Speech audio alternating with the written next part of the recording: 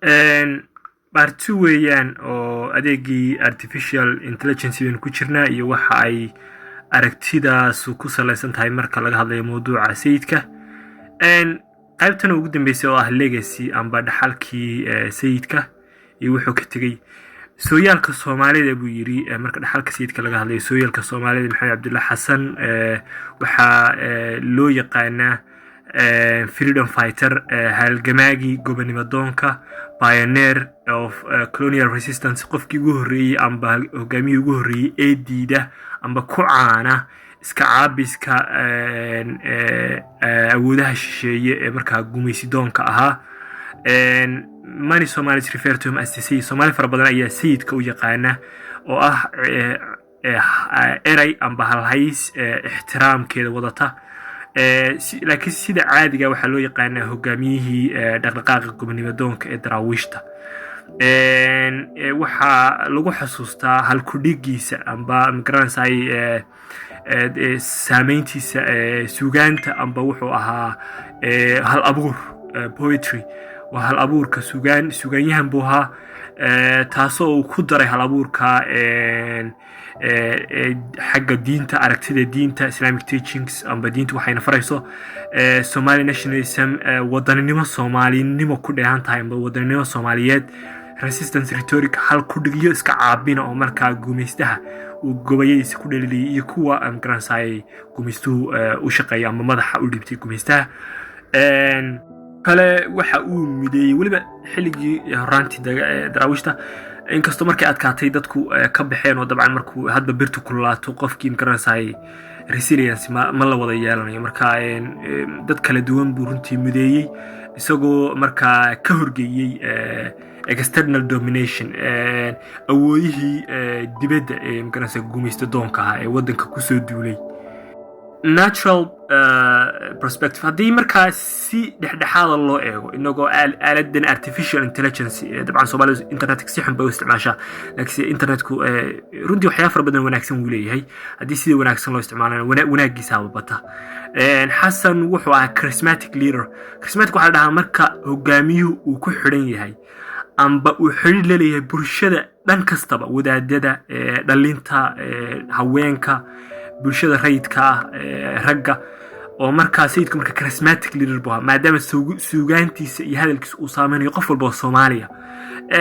caamiyo culimada skilled military tactician wuxuu ahaa xeelad dheere oo xagga militariga ku takhasusay oo sida Ingiriisku ay sheegeen nin aan school military soo galin haddana xeelad military oo dagaalyahan leh waxay dhaheen Ingiriisku marka way aad bay loo dhaceen arrinka aad bay loo yaani qof aan channel school militariga iyo sidoo kale tabaha xeeladaha militariga gelin haddana inuu aragti military yeesho oo abaad oo badan ba Soomaalida maanta joogta ee diriisada loo xiray ku dhacay general baan taas runtii macna beeshay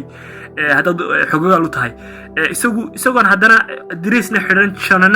janana sheegan buu haddana waxa uu laayay janana fara badan oo markaa dugsiyo military oo markaa caalamka kuwada ugu horeeyay kamid ah waqtiga ayuu madaxa ka soo goostay oo markaa dilay. sidoo kale waxa controversial figure inaan dabcan la isku wada raacsanayna uu hayo taas garansa dadka qayb oo dadka dabcan uu bahaw badada dadka Ingiriiska la socday iyo gaalada aan isku wada raacsanayn qayba kamid ah bulshada. inkastoo migransay isku dayay amba uu doonayay inuu difaaco madax banaanida Soomaalida iyo sharafta Islaamka sida nin atig German iyo dhalishiisa dhowr state report soo saaray in marka uu doonayay runtii uu ahaa sayidku waa tuulaha anigu waxaan ahay miskiin Ilaahay oo doonaya inuu ka hortago cadaawaha iyo colka ku soo duulay dalka iyo dadka iyo diinta Islaamka sida uu marka reportkiisa ku sheegay marka wadaas way u leeyahay Islamic values sharafta iyo principalka amba migransay sheegay suubanaanta diinteena iyo qiimaha ay leedahay buu difaacay. marka Soomaalidu si walba haw kala duwanaato kala ra'yi duwanaato laakiin maxaa maragma doonta inuu sayidka iyo daraawiishta ay difaacayeen madax banaanida ummadda Soomaaliyeed taasoo maragma doonta waxa doonta ku diidanow oo qabiil amba waxay doonta baaad laakiin in uu ahaa mid difaacaya ama dhaqdhaqaaqiisa ku salaysnaa difaaca iyo gaashaanka madax bannaanida ummadda Soomaaliyeed taa waa la isku wada raacsan yahay markaas qodobkaas waa la isku wada raacsan yahay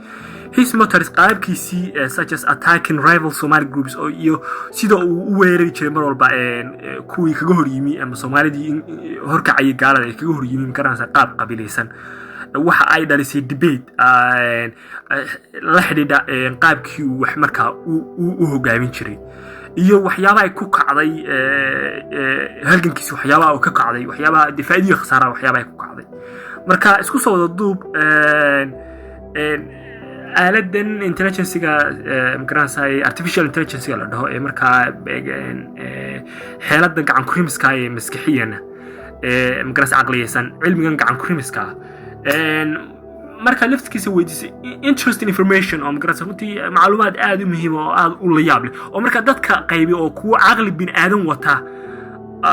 baaxdaas kana ka aqli wanaagsan oo aqligan maskaxdan lagu sameeyay gacan ku rimiska ee artificial intelligence la dhaho ayaa ba dhaanta oo iyagu xogo fara badan dabcan maadaama ay hayaan oo computer programkan uu hayo de malaayiin iyo malaayiin buugisa haddana xoogtu isku soo ururiyo wuxuu ka soo dhaxsaaraya nuxurka iyo xaqiiqada dhexdhexaadka ah marka inda natural lagu eego oo neutral oo markaas ay aan dhinac la raacsanayn oo partial ah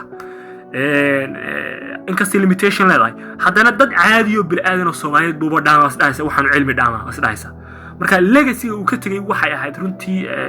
in ummadda Soomaaliyeed taas wali runtii taagan maanta in ay madax banaanaato oo marka colalka shisheeye dalka ku soo duulay sida ayna kaga dhawaajiyeen dalka u soo tafxaystay gumaystayaasha sanadaalaha u soo tafxaystay inuu wadanka iyo dalkaba iyo diinta wax xumeeyo oo dabcan taawal isku ogaay markuu dhulka yimi waa tuu diintii ummadda ka saaray ummadii bilaqaystay dadkii dhakada ka rartay sida xoolaha iyo dameeraha marka sayidku already isagu ka sii aragtay fogay waxaan hadeer yimi isagu iyadaan dhicin buu sii arkay marka xaqaduna way timiyeen garanaysaa sayidku waxa la wuxuu ka sii digayay waatu walaad marka hore dalkooda ku duunya dhaafsaday markii xiga dabkooda ka dhigay dumarsiisiye markii xiga dushida karanaysa dameeraay marka yaani ku sii diganay waatu walaad maxay diga digaysaa beruusiin la soo digay qalabkiisa aaladiisa isgaarsiintaba beritu kula soo digaya marka runtii waxa weeye waa waxyaabo cajiib ah internet information ba kaaga soo baxay haddaad baadido ma garanaysa aad eegtid qaybta ku xigta waxaanu sameeynaa information ka markaa sawirada iyo macnaha sawirada ka dambeeyay ma garanaysa iyo British propagandadii dawladihii reer galbeedka ay adeegsan jireen iyo waxyaabaha xogta ku duugan baynu iyadan eegi doonaa insha Allah tan iyo inta ku kulmi doonaa kulanka dambe khayr baan idin rajaynayaa